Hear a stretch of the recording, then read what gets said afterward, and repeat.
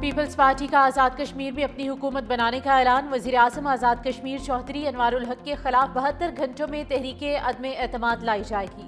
ایوان صدر میں پیپلز پارٹی رہنماؤں کی اہم بیٹھک۔ صدر آصف علی زرداری سے آزاد کشمیر کے پارلیمانی گروپ کی ملاقات۔ بلاول بھٹو، فریال تالپور، راجہ پرویز اشرف اور قمر زمان کارا شریک۔ صدر مملکت نے آزاد کشمیر میں حکومت بنانے کی توثیق کر دی۔ رابطوں کا ٹاسک مسلم لیگ نون اور پیپلز پارٹی کی کمیٹیوں کے حوالے۔ دونوں جماعتیں حکومت سازی کے حوالے سے میکانزم طے کریں گی۔ صدر مملکت وزیر اعظم اور سٹیک ہولڈرز کو اعتماد میں لیں گے۔ بلاول بھٹو کی سربراہی میں پیپلز پارٹی آزاد کشمیر کا اجلاس۔ تحریک عدم اعتماد لانے پر اتفاق۔ وزیر اعظم آزاد کشمیر انوار الحق کے خلاف نمبر کے مکمل ہونے کا بھی دعویٰ۔ قمر زمان کارا کہتے ہیں کہ جب نمبر پورے ہوتے ہیں تب ہی حکومت کے لیے کوشش ہوتی ہے۔ استنبول میں امن کی تلاش، پاک افغان عارضی جنگ بندی کے بعد مستقل امن کی کوششیں۔ ترکیہ میں مذاکرات کا دوسرا دور اختتام پذیر۔ پاکستان نے ٹی ٹی پی کی نئی جگہ منتقلی کی پیشکش مسترد کر دی۔ پاکستان نے دہشت گردی کی روک تھام کے لیے جامع پلان دے دیا۔ نماز کے وقفے کے بعد دوبارہ بات چیت کا آغاز ہوا۔ پاکستان کا کالعدم ٹی ٹی پی کے خلاف فیصلہ کن کارروائی کے وعدے پر عمل درآمد پر زور۔ پاکستان نے مطالبہ کیا ہے کہ طالبان عالمی برادری کے ساتھ کیے گئے اپنے وعدے پورے کریں۔ پاکستان اور افغان طالبان کے درمیان ورکنگ ڈنر پر بھی بات چیت جاری ہے۔ سفارتی ذرائع کے مطابق استنبول مذاکرات 9 گھنٹے سے زائد جاری رہے۔ مذاکرات کا آغاز دوپہر 2:30 بجے ہوا تھا۔ مذاکرات کی میزبانی ترکیہ کر رہا ہے۔ افغان وزیر خارجہ کے دورہ بھارت کا پہلا سازشی نتیجہ آ گیا۔ افغانستان میں طالبان رجیم مودی کے نقش قدم پر چل پڑی۔ دریائے کنر پر بھارتی تعاون سے متنازع ڈیم کی تعمیر کا فیصلہ۔ بھارتی میڈیا کے مطابق طالبان رجیم ڈیم سے پاکستان کو پانی کی فراہمی روکنا چاہتی ہے۔ بھارت کی طالبان رجیم کو ڈیم کی تعمیر کے لیے $1 ارب مالی امداد کی پیشکش۔ افغان وزیر خارجہ امیر متقی کے دورے کے بعد بھارت افغان گٹھ جوڑ بے نقاب ہو گیا۔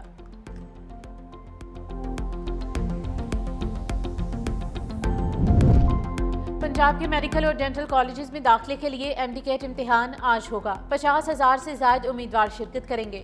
امتحانی پرچے مراکز میں پہنچا دیے گئے۔ انتظامیہ کے افسران اور پولیس کی بھاری نفری تعینات۔ امیدوار امتحانی مراکز پہنچنا شروع ہو گئے۔ امیدواروں اور عملے کی جامع تلاش ہوگی۔ امتحانی مراکز پر واک تھرو گیٹ اور میٹل ڈیٹیکٹرز نصب کر دیے گئے۔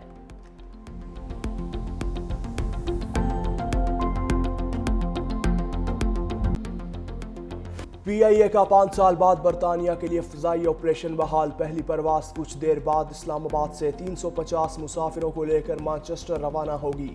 ہفتہ وار 2 پروازیں منگل اور ہفتے کو آپریٹ ہوں گی۔ وزیر دفاع خواجہ آصف نے برطانیہ کے لیے فلائٹ آپریشن بحالی کا افتتاح کیا۔ کہا ماضی میں پروازوں پر پابندی لگنے سے ملک کو معاشی نقصان ہوا۔ جب ہماری ایئر لائن پر پابندی لگی تو ملک کا امیج خراب ہوا۔ یہ کامیابی موجودہ حکومت کی ترجیحات کی درستگی کا نتیجہ ہے۔ برطانیہ اور یورپ میں سفارتکاروں نے پاکستان کا مقدمہ بھرپور انداز میں لڑا۔ جین میریٹ اور ان کی ٹیم کے خصوصی طور پر مشکور ہیں۔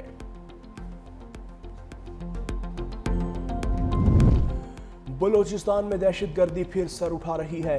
2018 میں دہشت گردی کا مکمل خاتمہ ہو چکا تھا۔ وزیر اعظم شہباز شریف کا بلوچستان ورکشاپ سے خطاب۔ کہا صوبے کی جغرافیائی ساخت ترقی کے سفر میں چیلنج بن گئی۔ افسوس بلوچستان کی دولت آج بھی زمین میں دفن ہے۔ بلوچستان میں ترقی پاکستان کی خوشحالی سے جڑی ہے۔ بلوچ رہنماؤں نے رضاکارانہ طور پر پاکستان سے الحاق کیا۔ گزشتہ دہائیوں میں بلوچستان کو نظر انداز کرنا خود احتسابی کا لمحہ ہے۔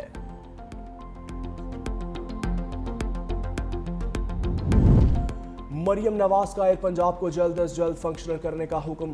ایئر پنجاب کے فیز 1 کے لیے کارروائی جلد مکمل کرنے کی ہدایت۔ وزیر اعلیٰ مریم نواز شریف کے زیر صدارت اجلاس میں ایئر پنجاب پروجیکٹ پر پیش رفت کا جائزہ۔ ایئر پنجاب کے لیے جدید اور آرام دہ طیارے بھی لیز پر حاصل کرنے کی ہدایت۔ وزیر اعلیٰ کو ایئر پنجاب پروجیکٹ سے متعلق تفصیلی بریفنگ۔ لاہور سے اسلام آباد ایئر پنجاب کے فلائٹ روٹ پر اتفاق۔ اجلاس میں مری گلاس ٹرین پروجیکٹ کا بھی جائزہ لیا۔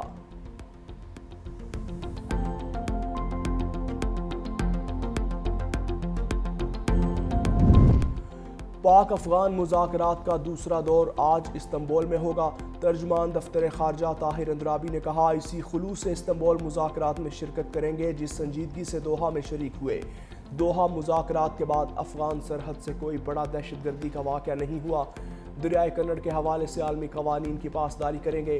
سلامتی صورتحال کے باعث افغانستان سرحدی راہداریاں بند رہیں گی۔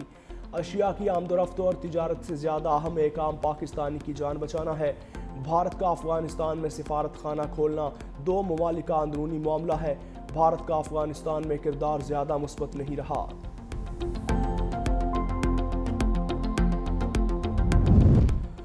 پاک افغان کشیدگی، دونوں ممالک کی سرحدیں 14ویں روز بھی بند رہیں۔ چمن اور تورخم بارڈر پر ہر قسم کی تجارت اور پیدل آمد و رفت معطل۔ تورخم پر 23 گاڑیاں کلیئرنس کی منتظر۔ FBR حکام کے مطابق سرحد بند ہونے سے برآمدی سامان والی 255 گاڑیاں تورخم ٹرمینل پر موجود ہیں۔ تقریباً 200 گاڑیاں جمرود لنڈی کوتل روڈ پر پھنسی ہیں۔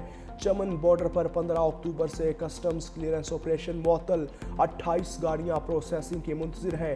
سرحد کھلنے پر کلیئرنس فوری بحال ہوگی۔ پنجاب سے اسلحہ اور سمگلنگ کلچر کے خاتمے کا فیصلہ۔ صوبائی حکومت نے غیر قانونی اسلحہ جمع کروانے کے لیے 15 روز کی مہلت دے دی۔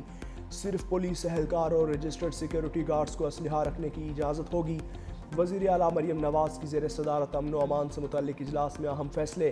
پنجاب کے 14 اہم داخلی اور خارجی مقامات پر جدید اسلحہ اسکینرز نصب کیے جائیں گے۔ 10 لاکھ لائسنس یافتہ اسلحے کی اثر نو جانچ پڑتال اور سخت اسکروٹنی ہوگی۔ Punjab surrender of illegal arms act 2025 متعارف کروایا جائے گا۔ اسلحہ اسمگلنگ کی سزا 14 سال قید ہوگی۔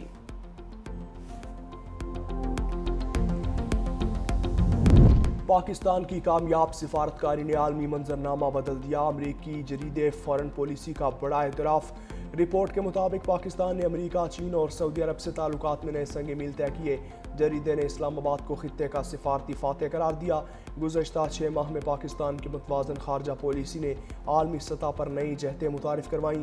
پاکستان اور امریکہ کے تعلقات کی بحالی، سعودی عرب سے دفاعی معاہدہ اور چین سے بڑھتے روابط کو بڑی کامیابیاں قرار دیا۔ امریکی جریدے نے وزیر اعظم شہباز شریف اور فیلڈ مارشل کو مؤثر سفارتکاری کا اہم کھلاڑی قرار دیا۔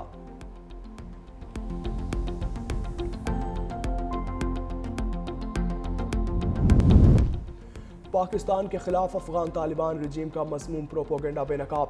وزارت اطلاعات و نشریات نے جھوٹے پروپیگنڈے کا پردہ چاک کر دیا۔ بھارت اور افغان طالبان سے جڑے سوشل میڈیا اکاؤنٹس پاکستان کے خلاف گمراہ کن پروپیگنڈے میں مصروف۔ چمن اجتماع کی پرانی ویڈیوز کو پھیلانا شروع کر دیا۔ سوشل میڈیا پر پھیلائی جانے والی ویڈیوز دسمبر 2022 میں چمن اجتماع کی ہیں۔ جھوٹا بیانیہ، من گھڑت خبریں اور جعلی تصاویر طالبان رجیم کے منظم پروپیگنڈا مہم کا حصہ ہے۔ پرانی ویڈیوز کو نیا دکھا کر حقیقت کو مسخ کرنا افغان طالبان کے مذموم عزائم کی عکاسی کرتا ہے۔ بھارت پاکستان دشمن سازشوں میں افغان پروپیگنڈا مشین کا سب سے بڑا سہولت کار ہے۔ صدر مملکت آصف علی زرداری سے پولینڈ کے نائب وزیر اعظم اور وزیر خارجہ کی ملاقات۔ تعلیم، دفاع اور عوامی تبادلے کے فروغ پر بھی تبادلہ خیال۔ صدر مملکت نے پولینڈ کے ساتھ دیرینہ تعلقات کو باہمی احترام اور تعاون پر مبنی قرار دیا۔ دونوں ممالک کے درمیان سیاسی، معاشی اور ثقافتی روابط میں مزید فروغ دینے کی خواہش کا اظہار کیا۔ آصف زرداری نے پولش کمپنیوں کو خصوصی اقتصادی زونز میں سرمایہ کاری کی دعوت دی۔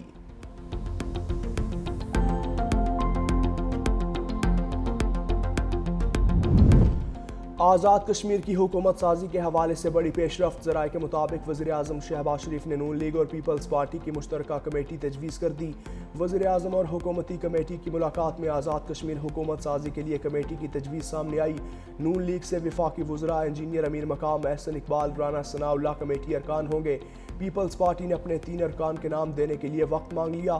کمیٹی مسلم لیگ نون اور پی پی کے درمیان رابطے کا کام کرے گی۔ حکومت سازی کا میکانزم لیگی اور پی پی مرکزی قیادت طے کرے گی۔